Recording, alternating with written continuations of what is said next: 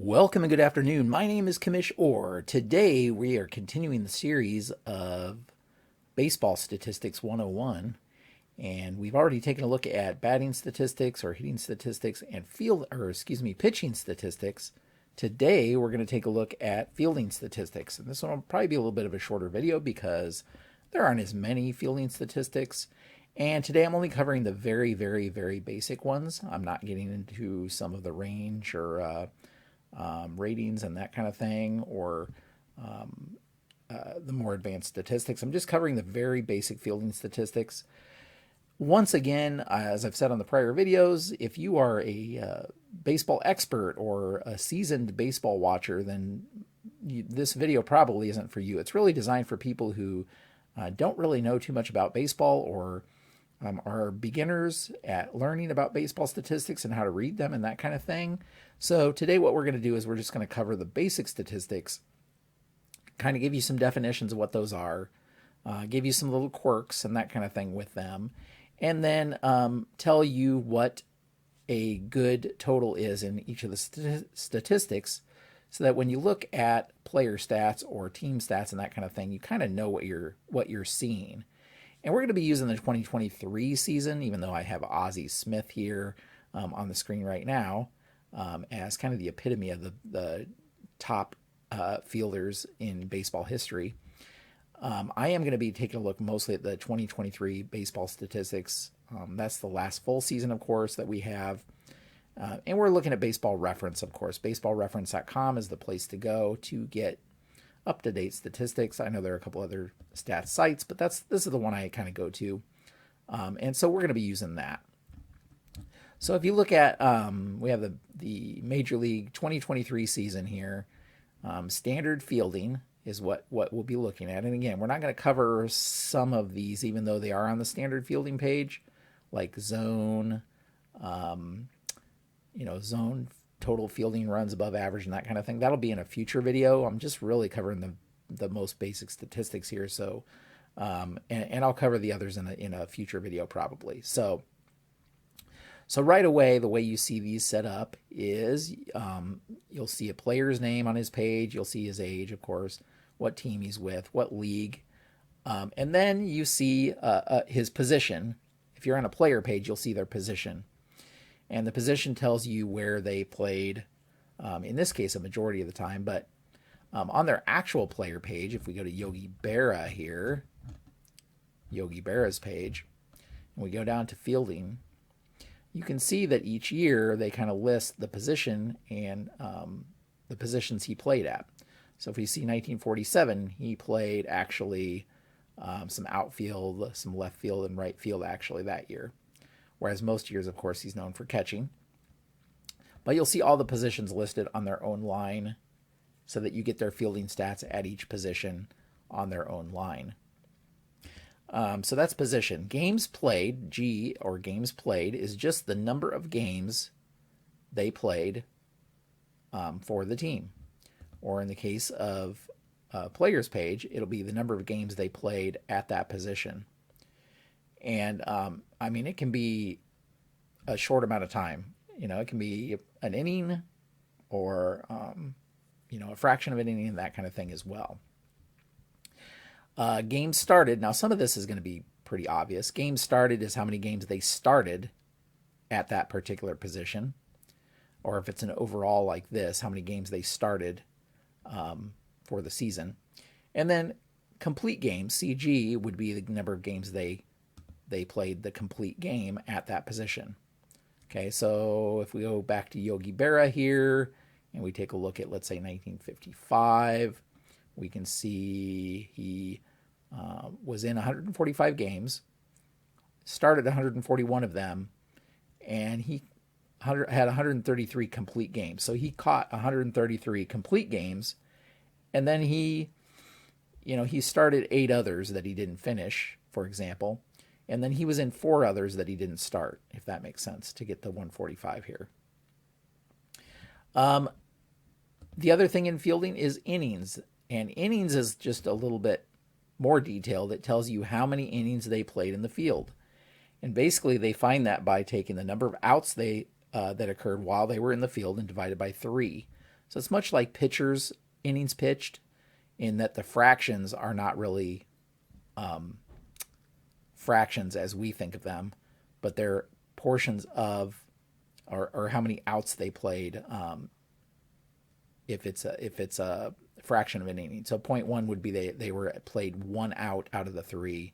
0.2 would be 2 outs out of the 3, and then 0.0 was an even number of innings, if you will. So that's what you see with innings here. And then we get to CH. CH, I often see it as TC. That's CH would be defensive chances, or TC would be total chances. And that basically is the number of opportunities a fielder had to make a play. And, the total of that, and we're going to go into these terms here in a second, is all of the assists, all of the putouts, and all of the errors that player had. All combined is his total chances or defensive chances. It's basically every opportunity he had to make a play. So the ball was, he touched the ball in some way in most cases, or he had the ball right there, whether he made the play or not. It's all of his chances of making a play. If we take a look here, if I sort by that, we'll see that the top players for total chances would be over 1,000 or more. But those are predominantly going to be first basemen or catchers. And that's because, for example, any ground ball, 90% of the time, if they're trying to get the runner out at first, the first baseman's going to be involved in the play, and he'll get a chance there. Whereas, there are multiple infield positions that a ball could be hit to, but they all are going to end, well, not all, if they're trying to get a runner out at a different base, but a good majority of them are going to end at first base. So the first baseman is going to catch it. And we'll talk about that here in a second too. Catchers the same way, because of all the strikeouts that they get credit for. And if you're wondering why a catcher would get credit for a strikeout, I'm going to talk about that in a second too. So that's why those positions dominate in total chances here. It's very skewed. Now, the thing to be aware of is that one might think, okay, if we're looking at shortstops, let's say, that the shortstop with the most total chances is the best shortstop. But what it doesn't take into account is the toughness of the play. So poor fielders may never get to some balls. So they don't have a chance credited to them because they don't have the range to make it to a sharply hit ground ball. Whereas, let's say Ozzie Smith or somebody like that, he's going to get to more of those tough plays. And so he'll have more chances just because he got to more of those tough plays, if that makes sense. So it doesn't account for the toughness of the play. Just as poor fielders never get to some balls, diving stops are the same as routine plays in the sense of total chances. So the total chance doesn't discriminate whether it was a diving stop or whether it was hit right to the player. So sometimes, the pitcher on the mound may have a lot to do with it. If he's a ground ball pitcher, then the infielders are going to have more total chances than if he's a fly ball pitcher and that kind of thing. So it's not necessarily totally dependent on the fielder. Just something to keep in mind. Doesn't take into account how good the fielder is at getting to balls. So yeah, that's what we'll say about that. PO is putouts, and that is the fielder who physically completes the out. So if it's a pop-up, it's whoever caught the ball. If it is a throw to first to get the force out at first, it's the first baseman. It's the fielder who physically completes the out. And then a couple of the quirky things with putouts that I kind of alluded to earlier is catchers get a putout when they catch a strikeout. Okay? So if we click on the putouts here and sort by that, we'll see that the leaders in putouts, the top 20, actually even more than the top 20, are all first basemen, because again, there's so many plays where the runner's thrown out at first base. Most grounders are going to be thrown to first base to get the runner out. And catchers, because they're catching, every time they catch a strikeout, they get a put out for that. Okay, so that's why it's dominated by first baseman and catchers here. In fact, let's see how far we have to go down to get a non-catcher or first baseman. You have to go down quite a ways. One could say, but even here, third baseman, first baseman, I don't know if I'd even consider that. See, even these players, they played some first base, which is going to skew the results. We have to go down to here before we get the first pure non-catcher or first baseman. Brenton Doyle, and that's the 90th player on the list. An outfielder. Okay, so you have to go quite a ways to get down here before you find the first non-catcher or first baseman. But in any event, that's what putouts represent. The other kind of quirky thing, and I guess we'll talk about assists and then we'll talk about this, but keep that in mind. Keep that quirky thing in mind. Now, assists is any fielder who touches the ball before another fielder completes the out. Okay, usually that's when it's thrown to another fielder. So you have a ground ball to the shortstop throws to first base to get the runner out. The shortstop gets an assist because he fielded the ball and threw it to the first baseman to complete the out. So usually that's when the assist happens.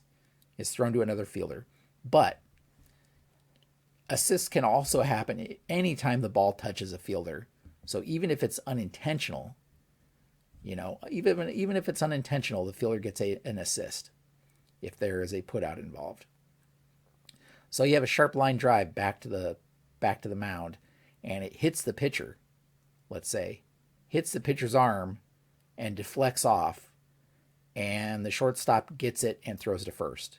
The pitcher gets an assist, even though his only participation in the play was the ball hit him on its way to the shortstop, when the shortstop made the throw. So assists can happen in those are pretty rare, but they can happen in that way.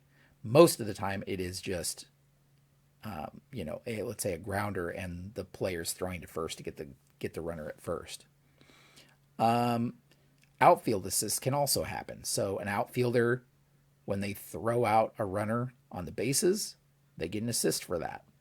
So sometimes outfield assists are a good way of seeing good outfielders, because that means the outfielder's throwing out a lot of runners. However, the kind of quirky thing to keep in mind, or not quirky, but the only thing to keep in mind with that is sometimes outfielders with worse arms get more assists because runners are taking more chances against them. An outfielder who is known to have the best arm, fewer runners are going to even attempt to take a base on his arm. Therefore, he may not get as many outfield assists as somebody who has a little bit of a worse arm, because runners aren't taking chances against him. Just something to keep in mind with those assists. But that being said, generally speaking, outfielders with high assist totals generally have good arms because they're throwing out a lot of base runners.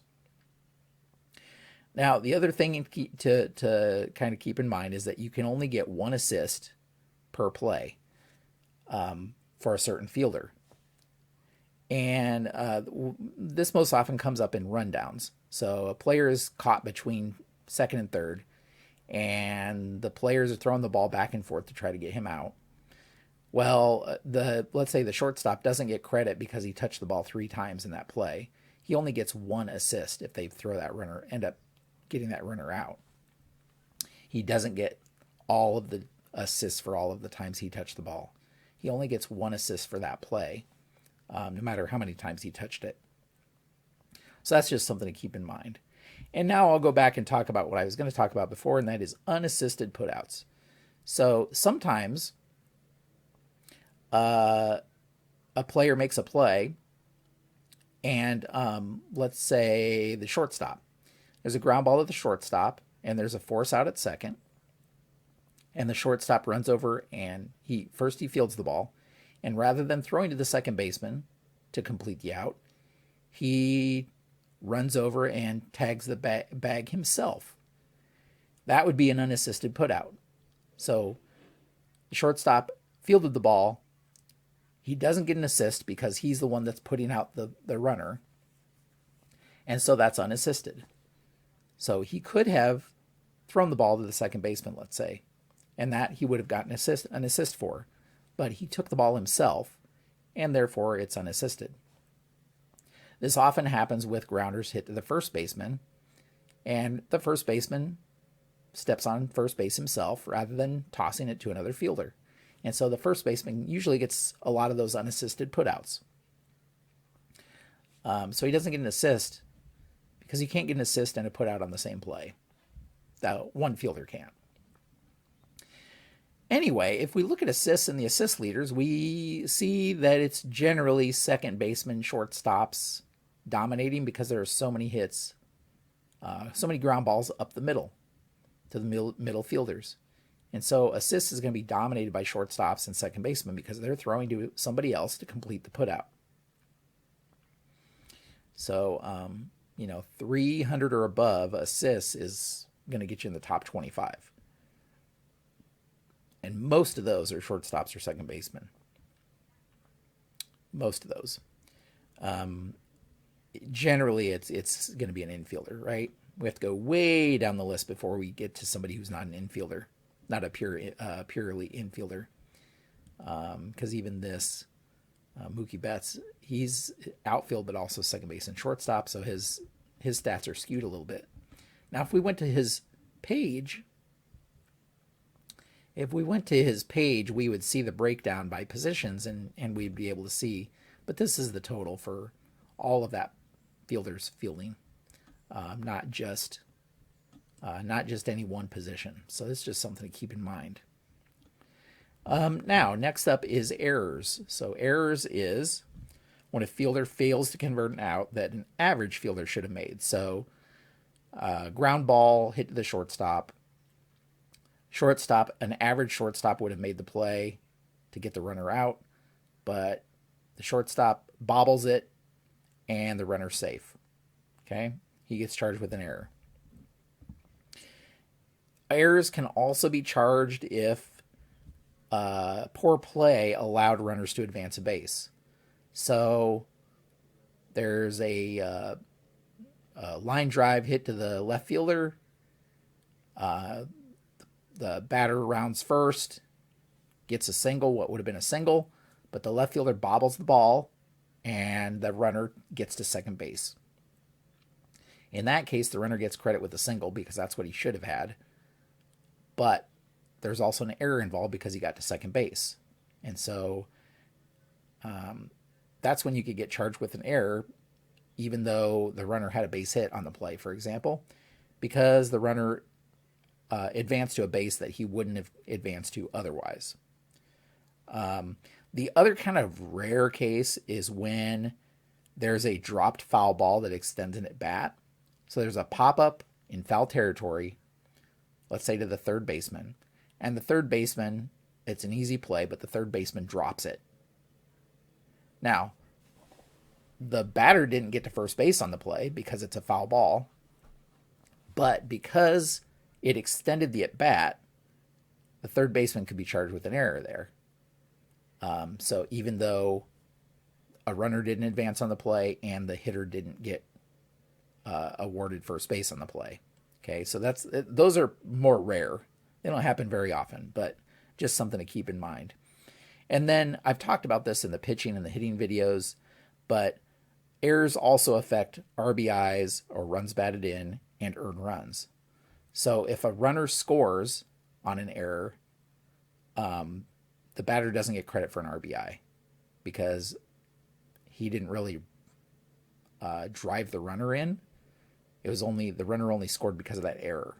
So he doesn't get credit for an RBI. The pitcher doesn't get charged for runs that result because of an error.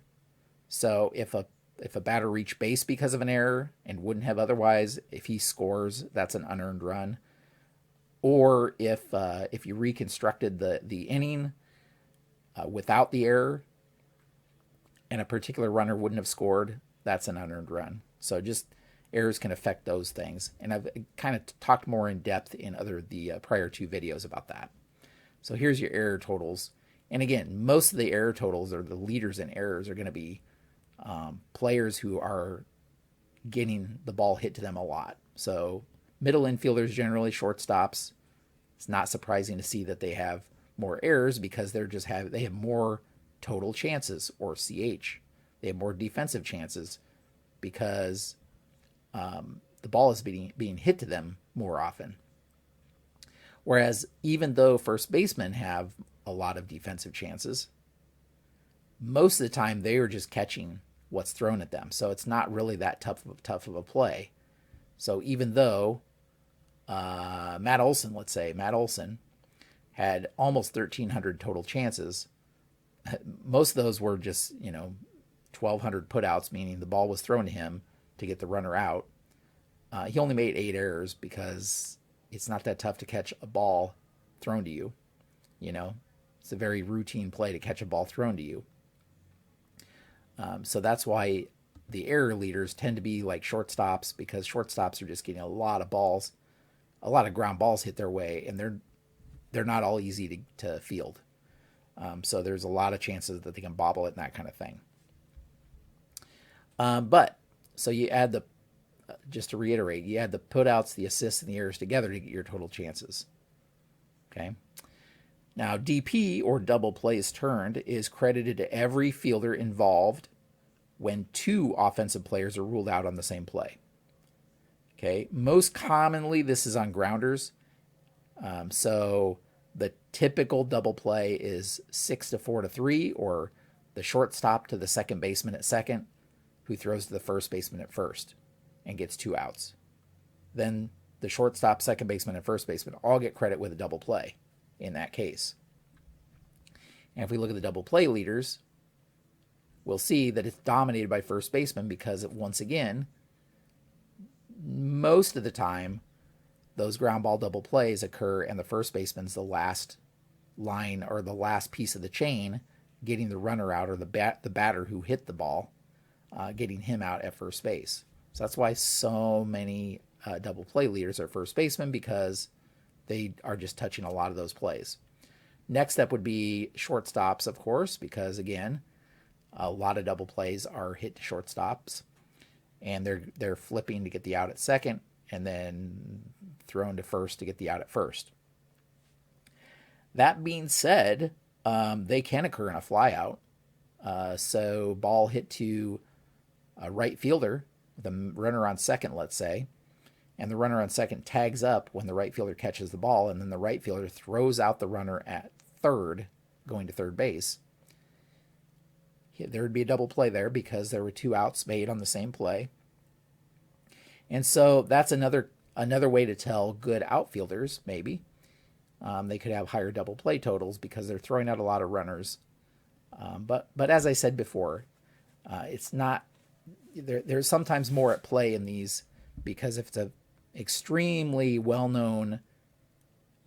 fielder with an extremely well-known excellent arm, not as many players are going to take chances running on them. But that's what a double play is. That's what you'll see here. Now, what's not listed here is triple play, and that's when 3 offensive players, all 3 are ruled out on the same play. So all 3 outs occur on the same play. Those are extremely rare. Only a handful of times does it happen in a season even.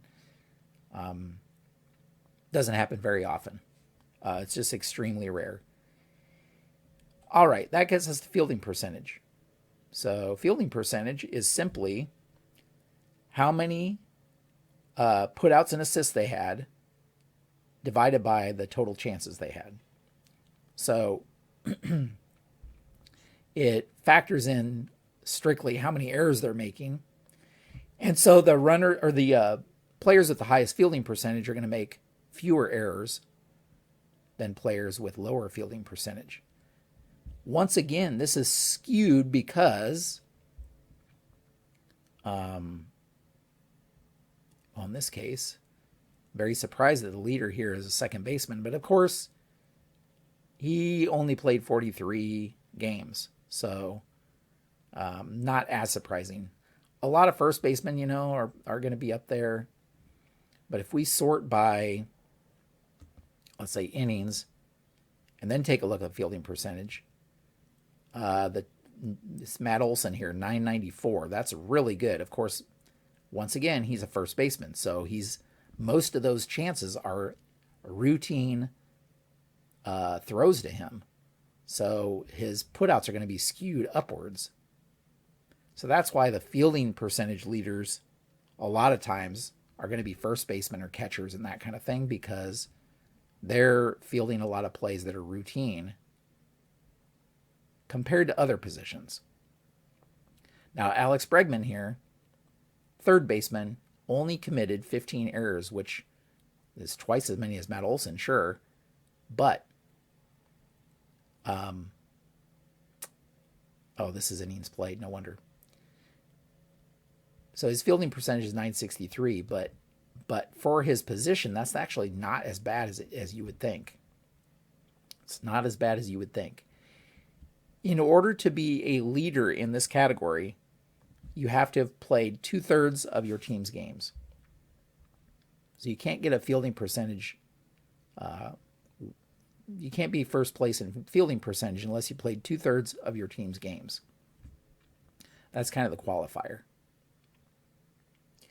Now, all of these so far apply to pretty much every fielder. Okay. Catchers have a few more stats to keep in mind that only really apply to catchers. Once again, I'm not going to cover some of these because even though they're on the standard fielding, I'm only covering the very most basic fielding stats here. So if we go back to Yogi Berra, this is Yogi Berra again. We can see on the far right here are a couple of stats that aren't on other players. They're only on catchers. And that's things like passed balls, PB, passed balls. That's when a catcher can't hold on to a pitch that he should have, and a runner moves up a base. So if the runner doesn't move up a base, there's no pass ball. But if there's a runner, let's say on first, and there's a pitch, and the catcher, it gets by the catcher, and it's the catcher should have caught it, and the runner moves to second base, that's a pass ball. It's not an error. It's not considered an error. That being said, if runs score because of the pass ball, they're unearned to the pitcher because there was a mistake made. So they're kind of like an error, but they're not counted as an error. They're counted as a pass ball. As compared to a wild pitch that is the pitcher's fault. Ball gets by the catcher, but it was the pitcher's fault. That's a wild pitch. But if a ball gets by the catcher and it's the catcher's fault, it's a pass ball.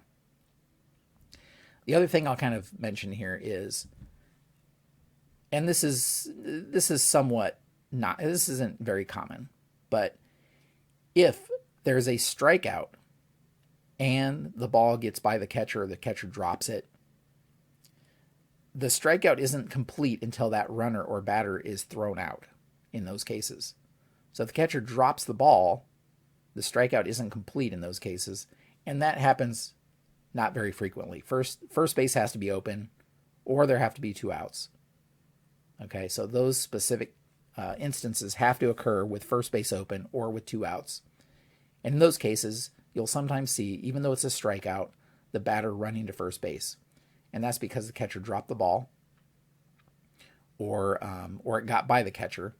And so rarely you can have a hitter reach first base, even on a strikeout. And that can lead to rare cases where there are 4 outs in an inning, because if the hitter reaches first base, the inning continues because he wasn't put out, even though the pitcher would get credit with a strikeout in those cases. Just something to keep in mind. Likewise, the other things kind of for catchers here is SB, stolen bases, CS, caught stealing. And that's how many runners stole a base on the catcher or how many runners were caught stealing by the catcher. And if you take that as a percent, caught stealing divided by stolen bases, you get caught stealing percentage. And it's actually caught stealing divided by stolen bases plus caught stealing, okay, to get this percentage. So Yogi Berra in 1947, 19 stolen bases he allowed. He caught 10. So 10 out of 29 is 34%. And they do add the league caught stealing percent so you can kind of compare. So in 1947, Yogi Berra wasn't great at throwing runners out because the league overall threw out 46% of runners and he only threw out 34%. So you can kind of get some comparison there. All right, so those are the basic fielding stats for you. I will have future videos if you're interested in this kind of stuff, or if you're new to baseball, check out my hitting stats and pitching stats videos to get up to speed on those. And be on the lookout for more videos on more advanced stats. So what some of these other numbers mean, or some of these other categories of stats mean, I'll be going into those in future videos. If instead you would just like to see, I have some solo tabletop baseball projects, playing tabletop baseball games. So if you head over to baseballmaelstrom.com, you can check out the action. I have 2 projects going on right now. One is a best of the 1930s tournament using season ticket baseball, and the other one is a Payoff Pitch Baseball Hall of Fame League, if you will. And I have 8 teams in that for American Four National League. And so check out that if you're curious. But we will leave things here for now. Let's go back to Ozzie Smith here. And thank you so much for watching. Leave some comments down below if you'd like. Consider subscribing if you'd like more content like this. And until next time, have a great evening.